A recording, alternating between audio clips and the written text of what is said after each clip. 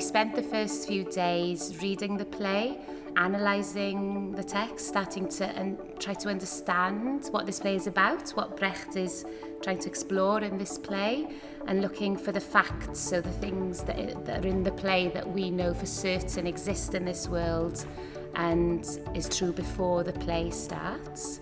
And then we've kind of delved straight into the text and been cutting it up into smaller sections, reading it around the table, and then looking for the main events in the text and giving them a name, and then working with the actors to work out what each character wants, and then, yes, been having a go at it in the space and seeing what we discover from that. In the last scene of this act, we were exploring around the table the idea that Grusha wants to teach Michael about the world.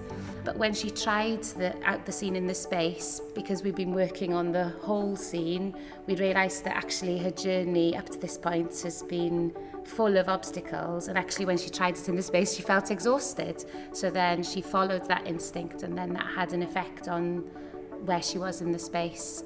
But it still fitted with what we discussed around the table. It was like an extra thing we discovered. I wouldn't say that there is a set, so to speak, in how we think about a set traditionally.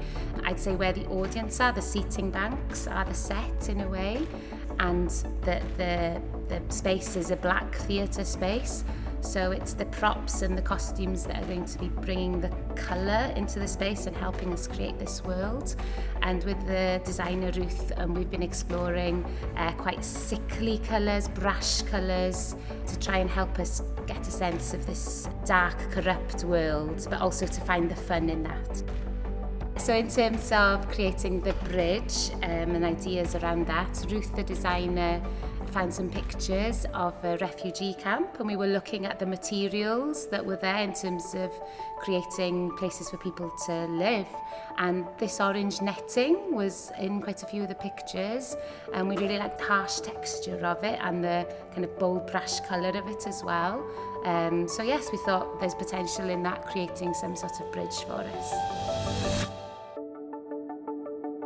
I guess one of the challenges whilst we're in rehearsals is I can only sit on one side of the space, whereas there's going to be audience on 3 sides of the space. I can move, but it's great to have an assistant director and other people in the space who can sit in different places where the audience are, for the actors to get used to that. And I could see as we were running some of the scenes today that it was obvious in some parts that, okay, the people in that area haven't seen anyone's face for a while.